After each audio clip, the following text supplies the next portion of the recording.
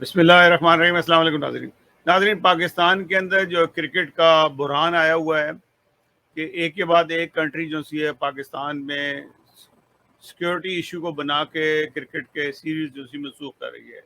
New Zealand نے کیا, پھر اس کے بعد انگلینڈ نے کر دیا, آسٹریلیا نے ابھی اس کا جواب دینا ہے. لگتا یہی ہے کہ آسٹریلیا بھی وہی کچھ کرے گا کہ جو اس سے پہلے دو کنٹریز نے کیا ہے. یہ ایک پورا ایک ڈرامے بازی ہے جو ہوئی ہے, جو جس کے پیچھے ڈیفینیٹلی بھارت ہے. اور یہ ایک پاکستان کو دوبارہ سے اندھیرے میں لے جانے کی ایک کوشش ہے کہ پاکستان میں نہ کرکٹ ہو, نہ لوگ آئیں, نہ سیاحت ہو. اس کی وجہ سے یہ سارا گیم چل رہی ہے. اس میں کوئی شک نہیں کہ بھارت جو ہے کوئی بھی موقع جو ہے ہاتھ سے جانے نہیں دیتا, اور پاکستان بھی نہیں جانے دیتا. پاکستان نے جس طریقے سے افغانستان سے بھارت کو آؤٹ کیا ہے, اس کی تکلیف جو سی ہے بھارت کو کافی عرصے تک رہے گی, کیونکہ یہ زخم جو سے اتنی جلدی بھرنے والے نہیں ہیں. بھارت جو سے ہے وہ کوئی نہ کوئی ایسا بہانہ کرے گا, کوئی نہ کوئی ایسا طریقہ کرے گا, کیونکہ بھارت وہ ملک ہے جو سب سے زیادہ انٹرنیشنل کرکٹ کو پیسہ دیتا ہے, اور کیونکہ اس کی کرکٹ بھی زیادہ ہوتی ہے, آئی پی ایل اس کا بہت پاپولر ہے, اور اس کے علاوہ دنیا میں بھی کرکٹ جو سی ہے بھارت کھیلے چلے جا رہا ہے, اور بھارت کو کوئی خوف نہیں ہے. پاکستان کے لیے اچھی خبر یہ ہے کہ افغانستان کرکٹ بورڈ نے ان کے جو نئے چیئرمین آئے ہیں, انہوں نے عزیز اللہ فضلی نے کہا ہے, اور ایک تو پاکستان کا وہ 25 تاریخ سے دورہ بھی کر رہے ہیں, اور اس کی رمیز راجہ نے تصدیق بھی کر دی ہے, اور انہوں نے خواہش ظاہر کی ہے کہ وہ پاکستان اپنی جو کرکٹ سیریز ہے افغانستان میں آ کے کھیلے. ابھی اس کا پاکستان نے ابھی جواب نہیں دیا, لیکن امید یہی ہے کہ پاکستان افغانستان کے ساتھ سیریز کھیلے گا, اور افغانستان بھی پاکستان میں سیریز کھیلے گا. پاکستان کو جو ابھی جو بہتری نظر آتی ہے وہ ویسٹ انڈیز کی طرف سے نظر آتی ہے, اور یا سری لنکا کی طرف سے آتی ہے. یہ دو کنٹریز ہیں جو پاکستان میں آنکھیں میچ کے آ جاتی ہیں, اور انہوں نے خطرناک حالات کے اندر بھی پاکستان کا ساتھ دیا, اور پاکستان کے ساتھ کرکٹ کھیلی, پاکستان میں بھی کھیلی, پاکستان سے باہر بھی پاکستان سیریز کھیلی گئی. آج بلکہ کل 22 تاریخ کو پرائم منسٹر پاکستان کی کرکٹ کے تمام کھلاڑیوں سے ملاقات ہوئی. اس میں چیئرمین کرکٹ بورڈ جو ہیں رمیز راجہ بھی موجود تھے.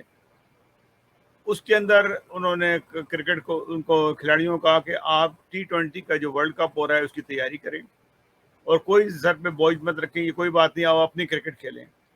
لگتا یہ ہے کہ کھلاڑی جو سے ہیں حوصلہ مند بھی ہوئے ہیں, اور آج ہی سے پاکستان کے اندر انٹرنل کرکٹ کا آغاز ہو چکا ہے, اور جو کرکٹ ہوگی اور جو وہ 6 ٹیمیں بنا کے ان سے میچز ہوں گے, اور اس سے کرکٹ کو بھی فروغ ملے گی. پاکستان کے سوارے کھلاڑیوں کو موقع ملے گا کہ یہ ٹورنامنٹ کھیلنے کا. یہ بہت اچھی چیز ہے کہ کاؤنٹی کی طرح سے پاکستان میں کرکٹ کھیلتے رہیں اگر یہ, تو کرکٹ جو سی بہتر بھی ہوگی, اور پاکستان کا انٹرنیشنل جو کھلاڑی ہیں ان کو بھی شوق پیدا ہوگا کہ پاکستان میں آئیں کرکٹ کھیلیں, اور شاید اس کے اندر بھی آئیں. لیکن جس طرح سے پاکستان کا جو کرکٹ لیگ ہے اس کے اندر دنیا بھر سے کھلاڑی آتے ہیں, وہ تو چلتا ہی رہے گا, اور پاکستان ایک کے بدلے 2 دفعہ بھی کرے تب بھی کوئی حرج نہیں ہے. تو بہرحال یہ حالات ہیں پاکستان کے, کیونکہ یہ ایک سازش کے تحت جو سی ہے یہ TTP نے یہ خبر اڑائی تھی, اور اس کے پیچھے کون ہے یہ سب پتہ ہو چکا ہے. آج پاکستان جو ہمارے اطلاعات کے نشریات کے جو وزیر ہیں فواد چودھری صاحب نے باقاعدہ بتایا کہ اس کے پیچھے بھارت تھا, اور انہوں نے یہ جو خبریں ڈالی ہیں جو سوشل میڈیا کے اوپر, جس کی وجہ سے نیوزی لینڈ آسٹریلیا اور انگلینڈ کو پرابلمز ہوئی. انہوں نے کہا کہ ہمیں خطرہ ہے اپنی جانوں کا, اور ڈیفینیٹلی پاکستان کو اس کے بارے میں زیادہ سوال جواب نہیں کرنے چاہیے, کیونکہ اگر کسی کو جان کا خطرہ ہو اور وہ کہہ کہ میں آپ کی جان کی حفاظت کرتا ہوں, یہ بیکار کی بات ہے. جس کو جان کا خطرہ ہے وہ بالکل بھی نہیں آئے, اور اس کو چلا جانا ہی بہتر ہے. اگر کل کو کوئی واقعہ ہو گیا تو وہ سارا ذمہ جو ان سے اس کے پر ہی پڑتا ہے جو ان کو روکتا ہے. تو نیوزی لینڈ کی ٹیم چلی گئی, انگلینڈ نہ آئے, کوئی بات نہیں. جب ان کو لگے کہ اب پاکستان میں ہر چیز جو سی محفوظ ہے وہ ضرور آئیں, اور وہ آئیں گے بھی.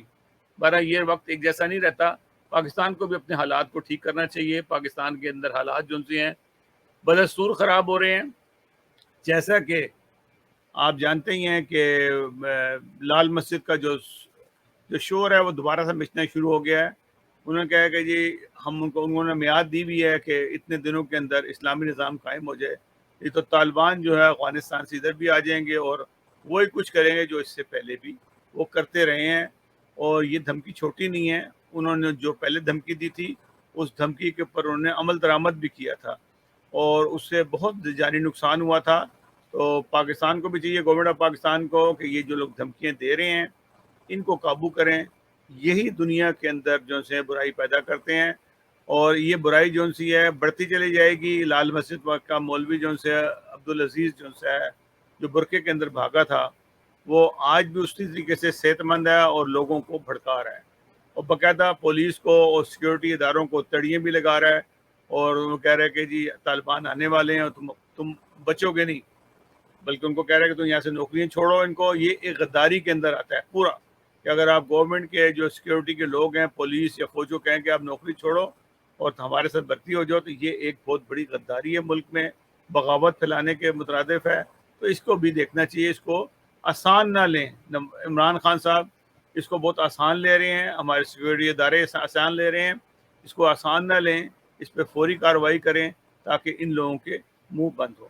ناظرین, اگلے پروگرام تک کے لیے اجازت دیجیے گا. اللہ حافظ. ناصر, ہمارا اگر پروگرام آپ کو پسند آئے تو ہمارے چینل کو سبسکرائب ضرور کیجیے گا. اللہ حافظ.